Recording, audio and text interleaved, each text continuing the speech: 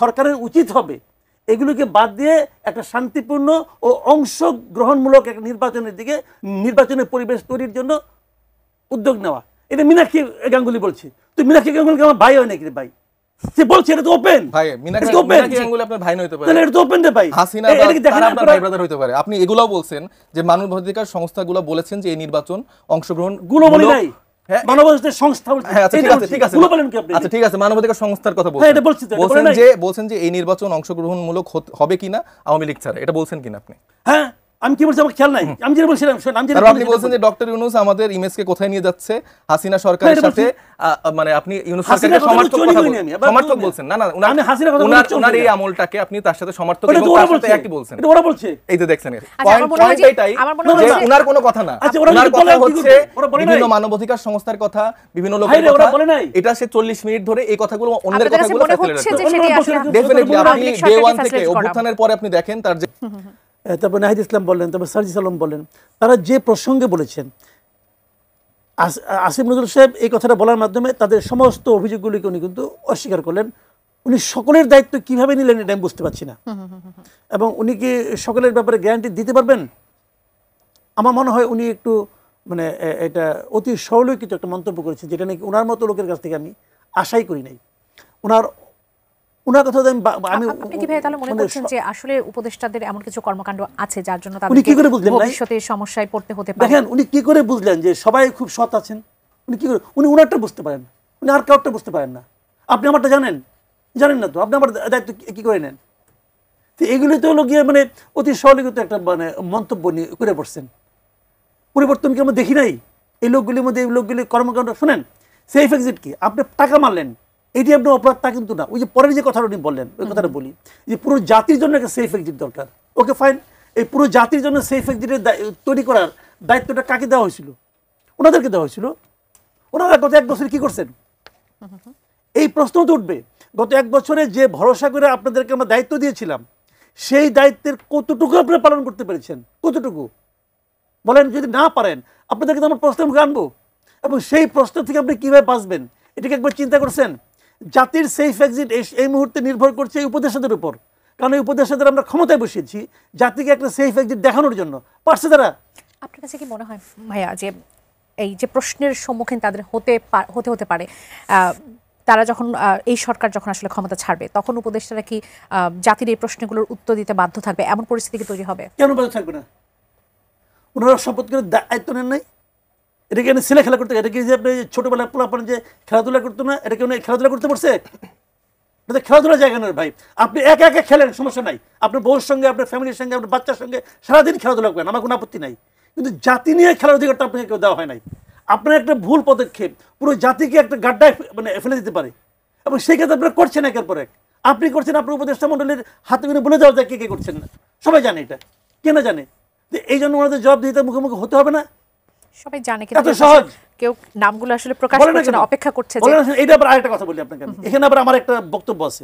যেমন কয়েকদিন আগে আমি দেখলাম, কিছুদিন আগে এক সচিব, সাবেক এক সচিব, সে ঢাকা অফিসার্স ক্লাবের একজন বড় কর্মকর্তা, একসময় খালেদা জিয়ারও নাকি পিএসটিএস ছিলেন, পাওয়ারফুল লোক। উনি বললেন যে 8 জন উপদেষ্টার দুর্নীতির তদন্ত রিপোর্ট, গোয়েন্দা রিপোর্ট ওনার কাছে আছে। বলছে, বলে নিয়ে পরে চুপ হয়ে গেছে। চুপ হয়ে গেল কেন? কেউ বলছে না কেন? এটাই তো প্রশ্ন। বলছে না এই কারণে আমি দুটা জিনিস দেখি, একটা জিনিস হলো ধমক খাইছে অথবা মাল খাইছে, কথা পরিষ্কার। উনি ওটা বলে নিয়ে ব্ল্যাকমেল করার চেষ্টা করছে, ওরা টাকা দিচ্ছে, চুপ হয়ে গেছে। আমি এই সন্দেহটা করি, কারণ ধমক খাওয়া লোক তো সে না, কারণ সে তো বিএনপির সঙ্গে মানে কঠিনভাবে জড়িত, এবং যখন উনি বলেন তখন সবাই হাততালি দিচ্ছে। তাহলে নাহিদ ইসলাম কেন প্রকাশ করতে পারলেন না? একই কথা, নাম বলে না কেন? ওনার সঙ্গে তাদের একটা পার্সোনাল রিলেশন হতে পারছিল, একসময় উনি উপদেষ্টা ছিলেন, ওরাও ছিল। উনি বলতেছেন যে কয়েকজন উপদেষ্টা আছে, উনি তো নাম জানেন, বলেন না কেন? আপনার কাছে কে বড়, ওই পার্সোনাল রিলেশনটা বড় নাকি জাতির ভাগ্যটা বড়? কোনটা বড় আপনার কাছে? আপনি বলেন না কেন? নাকি নেগোসিয়েশন করতেছেন, নাকি ধমক খাইছেন, নাকি মাল খাইছেন? কি ভাই বলেন ভাই? এইগুলি হলো কি, যখন আপনি বলবেন, আপনি যখন পাবলিকলি বলবেন তখন পাবলিক শুনে ফেলাইলো, যখন পাবলিক শুনে ফেলাইলো তখন পাবলিকের মনে একটা সন্দেহ আপনি ঢুকাই দিলেন, এবং এই সন্দেহের মাধ্যমে পাবলিক সবগুলি লোককে সন্দেহ করতেছে এখন। এই সন্দেহের যদি কোনো কারণ না থাকে তাহলে তো আপনি অন্যায় করছেন, আর যদি কারণ থাকে সেটা আপনি বলবেন না কেন? নাকি এটা নিয়ে আপনি এখন দরদাম করতেছেন? এটা কি রে ভাই? সেটি একটি প্রশ্ন আসলে থেকে যাচ্ছে। দলের প্রধান উনি, উনার তো এই ধরনের সুইপিং কমেন্ট করা ঠিক না। উনি যদি মনে করেন যে না রিয়েলি উনি মিন করেন, তাহলে উনি বলতেছেন না কেন? উনি এভাবে বলতে না পারেন, উনি দুদককে বলেন। তাও যদি বলতে না পারেন, উনি প্রেস কনফারেন্স করে বলেন যে এই লোকের সম্পর্কে আমি এই তথ্য জানি, বলেন না কেন? অসংখ্য ধন্যবাদ। তো দেশটা উপকৃত হবে। আমরা এবার একটু জুলাই সনদ নিয়ে কথা বলতে চাই। সাইফ মুস্তাফিজ, সুজন সম্পাদক বদিউল আলম মজুমদার তিনি বলেছেন, একটি মন্তব্য করেছেন জুলাই সনদের ব্যাপারে। তিনি বলেছেন যে জুলাই সনদ বাস্তবায়ন না করলে শেখ হাসিনার মতো পরিণতি বরণ করতে হবে। এই মন্তব্য নিশ্চয়ই আপনি শুনেছেন, এই মন্তব্যকে আপনি আসলে কিভাবে দেখছেন? ডেফিনেটলি মানে জুলাই সনদ বাস্তবায়ন না হলে তো আসলে একটা করুণ পরিণতি আসলে যারা অভ্যুত্থানের সময়টায় সামনে থেকে লড়াই সংগ্রাম করেছে তাদের বরণ করতে হবে। তো এই জন্য জুলাই সনদের বাস্তবায়নটা খুবই জরুরি। আমি ভাইয়ের একটা প্রসঙ্গ উল্লেখ করতে চাই যে ভাই বলছে যে উনি কেন বলছেন না। দেখেন এই সেফ এক্সিটের যে ইস্যুটার সময় আসলে এটা বলতে বা এটা নিয়ে আসলে আলোচনা করতে কিন্তু আমাদের কারো ভালো লাগার কথা না, কারণ এই অভ্যুত্থানের পরবর্তী যে সরকার, এটা তো আমাদের সবার সরকার। তো সেখান থেকে আমাদের আশা আকাঙ্ক্ষার জায়গা অনেক বেশি ছিল যে ওনারা অনেক দায়িত্বশীল জায়গা থেকে অনেক কিছু পরিবর্তন করবেন, অনেক সংস্কার দেখাবেন। তো সেই জায়গায় তো যখন আসলে ব্যর্থতার কথাগুলো আসে বা আমরা জানতে পাই যে অনেকের পকেট ভারী হয়েছে, অনেকে দুর্নীতি করেছে, তো সেটা যখন আবার আওয়ামী লীগের সাথে কম্পেয়ার করার সুযোগ তৈরি হয়, তো সেটা আমাদের জন্য বলতে বা আলোচনা করতে আসলে আমাদের স্বাচ্ছন্দ্য কারোরই লাগার কথা না।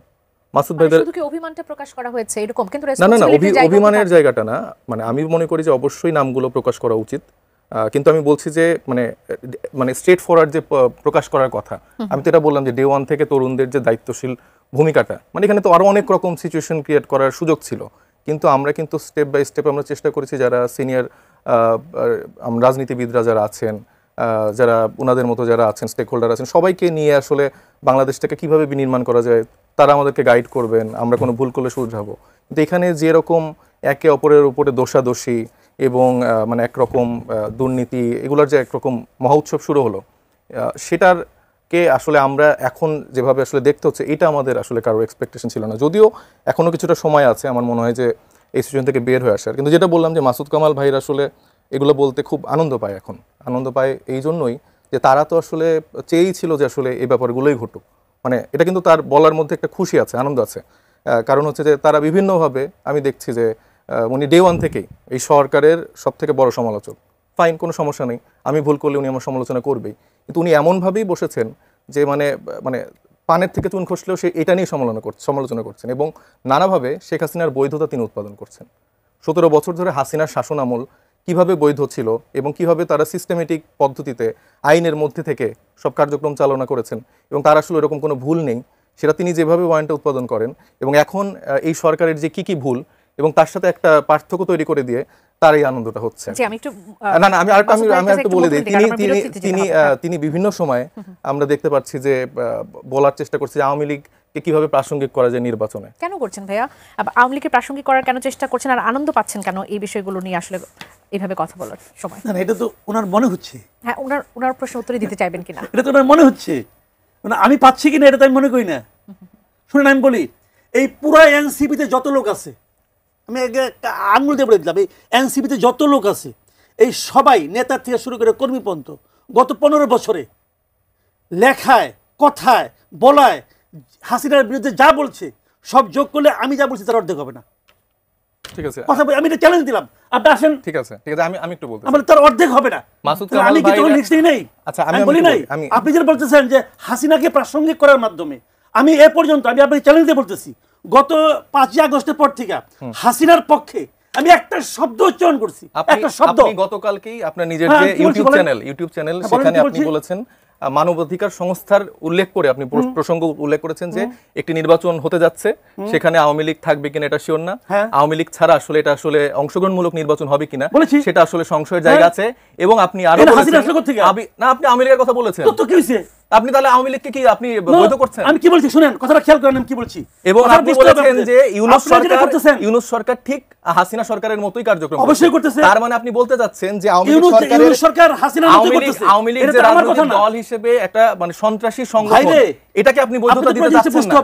ইউনূস সরকার যা করতেছে সেটা যে হাসিনার মতো আগের সরকারের মতোই হচ্ছে, এটা তো আমি বলি নাই, এটা হিউম্যান রাইটস ওয়াচ বলছে। এই যে এটাই হচ্ছে মজার ফ্যাক্ট, আর হিউম্যান রাইটস ওয়াচ নিজে কোনো কিছু বলছেন না, পছন্দ হবে না, কিন্তু ওনার ইউটিউবে 30 মিনিট 40 মিনিট বিভিন্ন রেফারেন্স টেনে এই কথাগুলো যখন বলছে, টকশোতে যখন এই কথাগুলো বলছে ভাই আমি বলছি না, এটা হিউম্যান রাইটস বলছে, এটা অমুক সংস্থা বলছে, এটা তমুক সংস্থা বলছে, তাহলে এটা নাইলে আওয়ামী লীগ না ছাড়া কিন্তু আপনার সুষ্ঠু নির্বাচন সম্ভব না, অংশগ্রহণমূলক নির্বাচন সম্ভব না।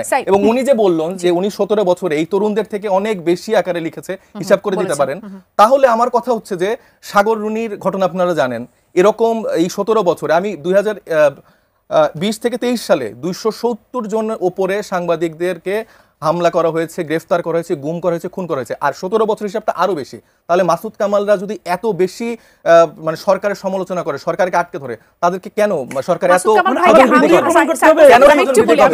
এত গুম খুন মানুষ হয়ে যায়, এত মানুষকে তুলে ফেলে বিরোধী মত প্রকাশের জন্য? মাসুদ কামালরা এখনো ঠিকঠাক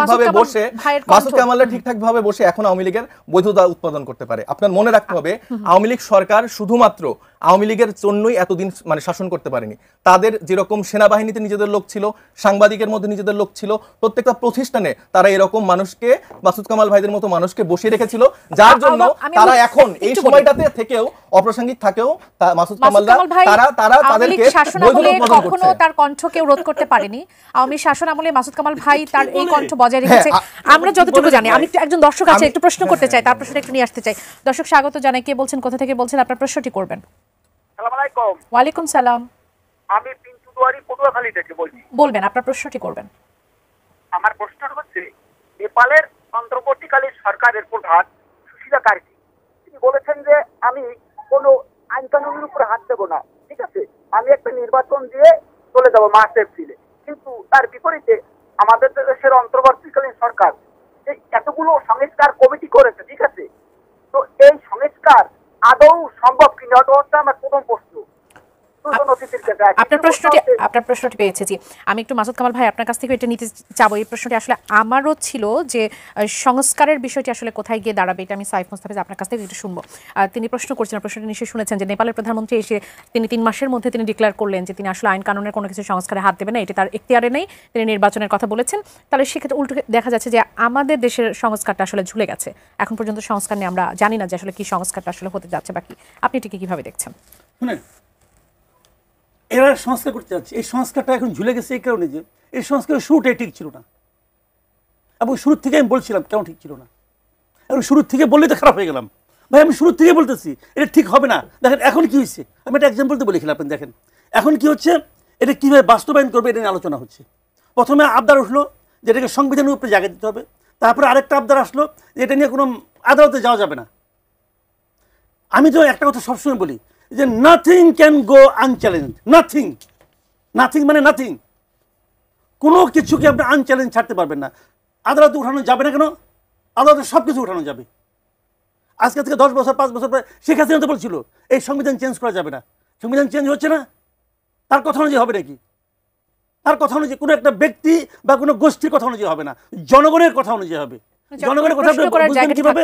জনগণের কথা আপনি বুঝবেন নির্বাচনের মাধ্যমে, এর আগে না। যাই হোক, এখন কি হয়েছে, এখন তারা বলতেছে যে এটা নিয়ে একটা গণভোট করবে। খুব ভালো প্রস্তাব, আমার পছন্দ হয়েছে। আমার এনসিপির যে একটা প্রস্তাব ছিল আগে একই দিনে আপনার গণপরিষদ ইলেকশন, ওইটাও আমার পছন্দের ছিল, আমি যেটা বহুবার বলছি আমার এটা পছন্দ ছিল। এখন তারা গণভোট করতেছে, গণভোটের ঝামেলাটা দেখেন আপনি, আমি বলি আপনাকে তাহলে বুঝবেন। এই গণভোটটা কিন্তু প্রথম বিএনপি রাজি ছিল না, তাহলে বিএনপি মনে হয় অনুরোধে ঢেকে গেল, ঠিক আছে আমি গণভোট করবো। কোন দিন করবেন? নির্বাচনের দিন করবেন। আরেকজন বলছে নির্বাচনের আগে হবে। গণভোটটা প্র্যাকটিক্যাল না, এটা আমি বলছি আপনাকে কেন প্র্যাকটিক্যাল না। নির্বাচন যদি হয় এই দেশের মানুষ একই দিনে 2টা ব্যালটে ভোট দিবে, এই ইলেকশন কমিশন একই দিনে 2টাই নির্বাচন নিয়ে রেজাল্ট বের করবে, এটা জটিল হয়ে যাবে। তারপরে যদি তারা পারে করুক, আমার কোনো আপত্তি নাই। মৌলিক প্রবলেমটা কোথায়? মৌলিক প্রবলেমটা এটা নিয়ে কেউ ভাবতে আসে না যে এটা তো একটা ফাঁদ, জাস্ট একটা ফাঁদ। ফাঁদটা কীভাবে? যদি গণভোটে না জয়যুক্ত হয়, হতেই পারে, হতে পারে কেন সেটা আমি বলি। হতে পারে এই কারণে বিএনপি কিন্তু এই গণভোটে আগ্রহী না, তারা চাপের মুখে পড়ে যেন তাদের উপরে ব্লেমটা না আসে, যে ওরা চায় না। এই ব্লেম থেকে বাঁচার জন্য তারা গণভোটে তারা রাজি হয়েছে। কিন্তু এখন যদি বিএনপি থেকে কিছু লোক ভোট দেয় না ভোট, যদি আবার আওয়ামী লীগের কিছু ভোট আসছে বাজারে, তাদের প্রার্থীরা কিন্তু ভোট তো আছে, তারা এসে যদি এখানে না ভোট দেয় তখন কি হবে? তখন এই যে এতদিন ধরে যে কাজটা করছে পুরো কাজটাই কিন্তু বাতিল হয়ে যাবে। কারণ গণভোটটা হচ্ছে টোটাল একটা প্যাকেজের মধ্যে, এই প্যাকেজটা বাস্তবায়ন হবে কি হবে না, কেউ ভাবছে এগুলি নিয়ে?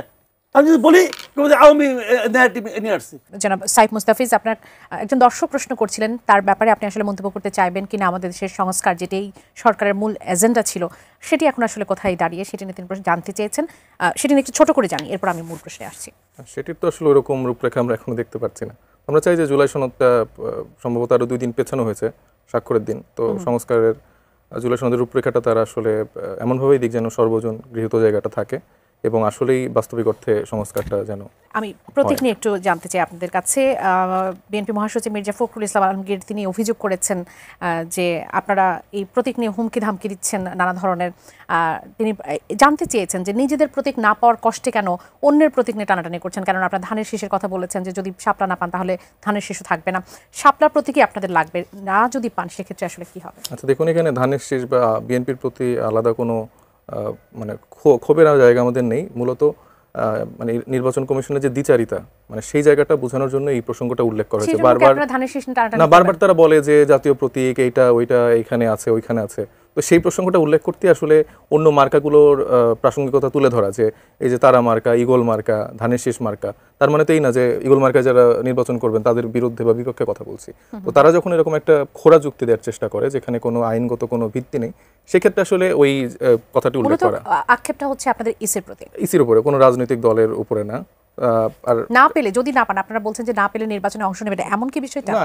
মানে নির্বাচনে অংশ নেওয়ার আগে আসলে তো আমাদের মার্কাটা তো পেতে হবে, তো সেটার পরবর্তীতে আসলে শাপলা ছাড়া কি আপনারা নির্বাচন করবেন? না, আমরা শাপলা ছাড়া নির্বাচন করব না। অসংখ্য আচ্ছা, লাস্ট আরো কয়েকটা ইস্যু আমি আসলে একটু বলতে চাই, কারণ সেই সময় কথা শেষ করতে পারি একটু ছোট করে বলেন। হ্যাঁ, তখন আপনি বললেন যে মাসুদ কামাল ভাইরা হচ্ছে এই সময়টা অনেক আওয়ামী লীগের সময় তারা যথেষ্ট বলেছেন, সেটা আমি অবশ্যই অ্যাড্রেস করি, অবশ্যই তারা বলেছেন।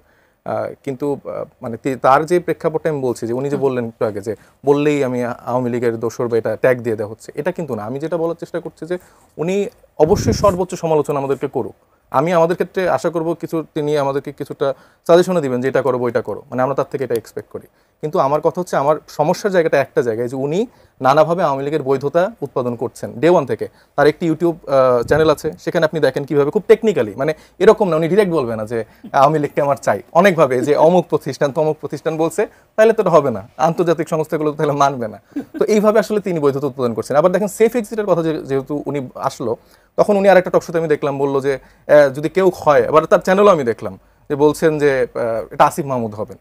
তো তরুণদের প্রতি যে তার আলাদা একটা ক্ষোভ এবং নাম সহজে বলে দেওয়ার একটা জায়গা, এই আসিফ মাহমুদরা গণঅভ্যুত্থানের সময় জীবন দেওয়ার জন্য প্রস্তুত ছিল।